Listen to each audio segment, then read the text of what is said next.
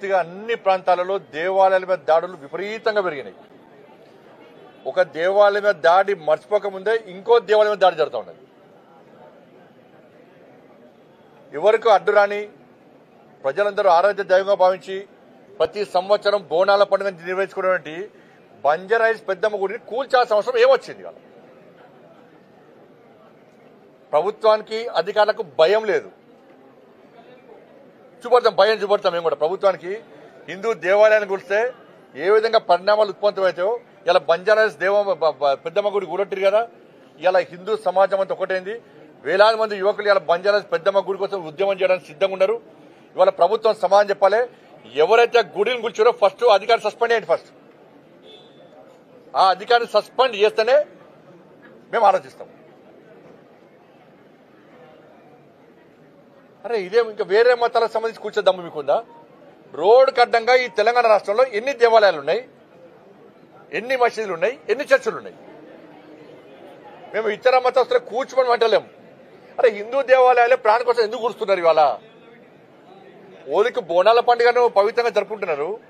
భాగ్యనగరం పండుగ వాతావరణం ఉంది. ఈ పరిస్థితిలో కావాలని కుట్రలు చేసి వాళ్ళ పెద్దమ్మ గుడిని కూల్చడము ఇది ఎంతవరకు కరెక్ట్? అంటే జూబ్లీస్ ఎలక్షన్స్ ఉన్నాయి. ఇప్పటికే కాంగ్రెస్ వాళ్ళు అంటున్నారు అలా ముస్లింస్ 22% ఉన్నారు, 30% ఉన్నారు. కాబట్టి వాళ్ళ ఓట్లు రావాలంటే పెద్దమ్మ గుడిని కూల్చాలి. మీరు గుర్తుంచుకోండి బిడ్డ, జూబ్లీస్ లో హిందువులందరూ ఓటు బ్యాంక్ మారుతారు. నేను రాష్ట్ర ముఖ్యమంత్రి గారికి చెప్తున్నాను, మీరు 20% ముస్లిం ఓటు బ్యాంక్ కోసం మీరు ప్రయత్నం చేస్తున్నారు. ఆ కుట్రలో భాగమే, రాష్ట్ర ప్రభుత్వ కుట్రలో భాగమే ఇలా బంజారాహిల్స్ పెద్దమ్మ గుడిని కూల్చిరు. వాళ్ళ కేవలం జూబ్లీస్ లో ఒక వర్గం ఓట్ల కోసం, ఆ వర్గం ఓట్ల ద్వారా గెలవడానికే వాళ్ళ పెద్దమ్మ గుడిని కూల్చారు. ఎంత ధైర్యం ఉండాలి మీకు, ఎంత దమ్ము ఉండాలి మీకు పెద్దమ్మ కూల్చడానికి? ఎస్ మేం చేస్తాం. ఇవాళ 80% ఉన్న హిందువుల ఓటు బ్యాంక్ మారుస్తాం మేము. ఈ పెద్దమ్మ గుడి సాక్షి చెప్తున్నాం మేము. 80% ఉన్న హిందువుల ఓటు బ్యాంక్ మారుస్తాం. కాంగ్రెస్ పార్టీ పెద్దమ్మ గుడికి కూల్స్తే ఏ విధంగా గుణపాఠం హిందూ సమాజం చెప్తుందో ఇవాళ చూపడానికి హిందూ సమాజం సిద్ధంగా ఉంది. కబద్దారు నేను రాష్ట్ర ప్రభుత్వం డిమాండ్ చేస్తున్నాను. నేను ఇది మంచి పద్ధతి కాదు. రాష్ట్ర ముఖ్యమంత్రి క్షమాపణలు చెప్పాలి. దీని మీద సంబంధిత అధికారులను వెంటనే సస్పెండ్ చేయాలి. ఇది జరగకుండా మాత్రం మిమ్మల్ని క్షమించము. అందుకే ఇవాళ చెప్తున్నారు బీసీ రిజర్వేషన్ చెప్తున్నారు. ఇవాళ నేను అంటున్నా బీసీ కామారెడ్డిలో వీళ్ళు ప్రకటించింది బీసీ డిక్లరేషన్. ఇవాళ జరుగుతున్నది ఏంది?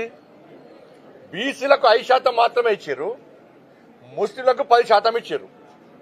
బీసీలకు 5% ఇచ్చారు. అది కూడా 5% కాదన్న, అంతకుముందే 34% ఉండే స్థానిక ఎన్నికల్లో స్థానిక సంస్థల రిజర్వేషన్ 34% ఉంటే 32% చేసారు. ఇప్పుడు మళ్ళా ఇంకా 2% తగ్గించారు. సరే వాళ్ళు చెప్పేదాని ప్రకారము బీసీలకు ఇచ్చింది 5%, ముస్లింలకు ఇచ్చింది 10%. దీన్ని ముస్లిం డిక్లరేషన్ అంటారా, బీసీ డిక్లరేషన్ అంటారా? చెప్పండి నాకు. 5% బీసీలకు ఇచ్చి 10% ముస్లింలకు ఇస్తే దీన్ని పక్క ముస్లిం డిక్లరేషన్ అంటారు. ఇలా కాంగ్రెస్ పార్టీ కామారెడ్డి వేదికగా ఈ తెలంగాణ రాష్ట్రంలోని హిందువులను బీసీలను దగా చేసింది, మోసం చేసింది. మీరు ఇప్పుడు ఇచ్చేది ముస్లిం డిక్లరేషన్, బీసీ డిక్లరేషన్ కాదు మీరు అమలు చేసేది. మీరు కామారెడ్డిలో ఆ రోజే మేము ముస్లింలకు 10% రిజర్వేషన్ ఇస్తామని చెప్పి కేవలం హిందువులైన బీసీలకు 5% ఇస్తారంటే ఒక్క సీట్ రాకపోతుండే, మీకు ఒక్కరికి గెలవబోతుండే. మీరు అమలు చేసేది ముస్లిం డిక్లరేషన్. బీసీల బూచి పేరుతో ముస్లింలకు న్యాయం చేస్తారు, ముస్లింలకు రిజర్వేషన్ ఇచ్చే ప్రయత్నం చేస్తారు, బీసీలకు అన్యాయం చేస్తారు. సిగ్గు లేకుండా కొన్ని బీసీ సంఘాలు వాళ్ళు ఏ ప్రభుత్వం ఉంటే ప్రభుత్వం కొమ్ము కాస్తారు. ఏ ప్రభుత్వం ఉంటే సిగ్గుండాలి వాళ్ళకి కొంచెం అన్నా. బీసీలకు అన్యాయం జరుగుతుంది. ఆలోచించండి. మీరు గుండె చేసుకొని దీన్ని ముస్లిం డిక్లరేషన్ అంటారా, దీన్ని బీసీ డిక్లరేషన్ అంటారా? ఇచ్చేది 5%, 20% వాళ్ళని ఉండనుండే. 10% పోతే 32%, 30%, 20% ఉంది. ఇప్పుడు వచ్చేది 5%. 5% బీసీలకు ఇచ్చి దీన్ని బీసీ డిక్లరేషన్ అంటారా? మీరు మేము బీసీలో ఉద్ధరిస్తాం, మేము బీసీలను చేస్తామంటున్నారు. ఏం చేసింది? ఇలా 5% ఇచ్చి బిచ్చమెత్తురా మాకేమన్నా? కామారెడ్డిలో బీసీ డిక్లరేషన్ అంటారు, మీరు ముస్లిం డిక్లరేషన్ అమలు చేస్తారు. ఇక్కడ దీన్ని ఏం చేయాలి? ఒక ప్లాన్ ప్రకారం ఇవాళ తెలంగాణ రాష్ట్రంలో హిందువులు మెజార్టీ అయిన హిందువులను మైనార్టీగా చూపెట్టే ప్రయత్నం చేస్తున్నారు.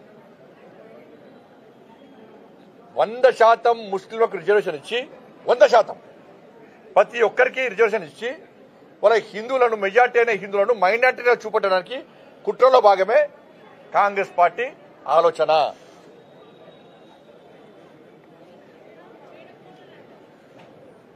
ఇదెక్కడ పరిస్థితి ఇవాళ? మేము మొదటి నుంచి మా లైన్ క్లియర్. మేము బాబాసాహెబ్ అంబేద్కర్ రాజ్యాంగానికి అమలు చేస్తున్నాం దేశంలో. నరేంద్ర మోడీ ప్రభుత్వం గుజరాత్లో చేస్తలేరా? మహారాష్ట్ర నువ్వు తెలంగాణ ఏడు ఫస్ట్. తెలంగాణ ఏడు ఫస్ట్. నువ్వు కామారెడ్డి డిక్లరేషన్ ఏంది? కామారెడ్డి డిక్లరేషన్ ఏంది? 42% బీసీలకు రిజర్వేషన్ ఇస్తావు. 42% పూర్తి రిజర్వేషన్ బీసీలకు అయ్యి మేము మద్దతు తెలుపుతాం. కానీ బీసీలకు 5% ఇచ్చి మీరు ముస్లిం డిక్లరేషన్ అమలు చేస్తా అంటే 80% అడ్డుకుంటాం. ఇక్కడ అడ్డుకోకుంటే ఈ విష వృక్షము దేశవ్యాప్తంగా నడకపోతుంది. కదా ఇదే డిక్లరేషన్ దేశవ్యాప్తంగా అమలు చేస్తారట వీళ్ళు. అంటే ఏంది? దేశవ్యాప్తంగా హిందువులను మైనార్టీలు చేస్తారు. ఓటు బ్యాంక్ కోసం ఒక వర్గానికి కొమ్ము కాస్తారు వాళ్ళు. ఇదేనా మీరు చేసేది? బీసీలు అంత అమాయకులు గారు. స్థానిక సంస్థల ఎన్నికల్లో మీకు 100% హిందూ సమాజం బీసీలు పక్కా గుణపాఠం చెప్తారు. మీరు రాసి పెట్టుకోండి కాంగ్రెస్ పార్టీ. మీరు ఏదో కొంతమంది లీడర్లు టీవీలలో బ్రేకింగ్లు వస్తాయి, వాళ్ళు మాట్లాడింది వాయిస్ కంపల్సరీ టీవీలలో పేపర్లు వస్తుంది, అదే ప్రజలు నమ్ముతున్నారు అనుకుంటే మూర్ఖత్వం. గ్రౌండ్ లో ఉన్న రిపోర్ట్ తెలుసుకోండి. బీసీలు అందరూ అంటారు మాకు కేవలం 5% ఇస్తున్నారు, ముస్లింలను బీసీలు వెళ్తే మేము ఒప్పుకోము అనేది వాస్తవం. అది రాహుల్ గాంధీ గారు అంటున్నారు హిందూ ఇది దేశవ్యాప్తంగా 50% ఉన్న రిజర్వేషన్ కోటలను గేట్లను తొలగించాట రిజర్వ్ అమలు చేస్తారు. అంటే హిందూ ధర్మాన్ని అంటే హిందూ సమాజాన్ని దాని సంగతి చూస్తారండి. నిన్న పేపర్ చూసి నిన్న మీ తాతతో కాలే, మీ నాయనమ్మతో కాలే, మీ నాయనతో కాలే, నీతో అవుతుందా? హిందూ ధర్మాన్ని హేళన చేస్తే, చీల్చే ప్రయత్నం చేస్తే ఈ దేశంలో ఏమవుతుందో అడుగుదామంటే మీ నాయన లేడా, తెలుసుకుందామంటే మీ నాన్నమ్మ లేదా, విందామంటే మీ తాత లేడా? వాళ్ళతో కాదు, నీతో అవుతుంది. ఏమవుతుంది నీతో?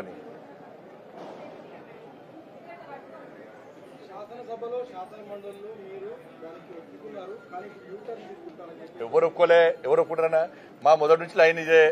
గతంలో రాజశేఖర రెడ్డి గారు 4% రిజర్వేషన్ ఇచ్చిరన్నా ముస్లిం బీసీ కలిపారు. ఇలా ఫైట్ చేసింది ఎవరు?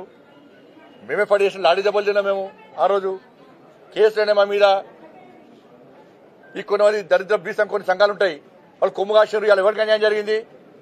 జిహెచ్ఎంసీ ఎన్నికల్లో అన్యాయం ఎవరికి జరిగింది? ఏడవైన బీసీ సంఘాలు. మరి ఏడవైన బీసీ సంఘాలు బీసీలకు అన్యాయం జరిగితే ఒక నచ్చాడు, ఒక నచ్చేమంటాడు బీసీలకు అమలు చేస్తుంటే బీజేపీ బీసీలకి 40% ఇవ్వాలని మేమంటున్నాం. మీరు ఇద్దరు బీసీ సంఘాలు అంటున్నాయి కొన్ని సంఘాలు.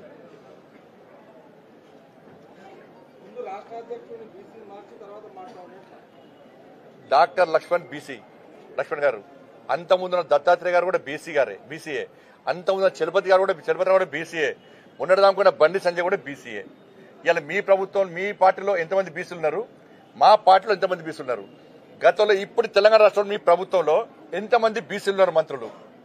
వాళ్ళ నరేంద్ర మోడీ గారి ప్రభుత్వంలో 27 మంది ఎంపీలు బీసీ ఎంపీలు మంత్రులు, 12 మంది ఎస్సీ సామాజిక వర్గానికి సంబంధించిన ఎంపీలు మంత్రులు, 8 మంది ఎస్టీ సామాజిక వర్గానికి సంబంధించిన ఎంపీలు మంత్రులు. మా దేశ ప్రధాని బీసీ.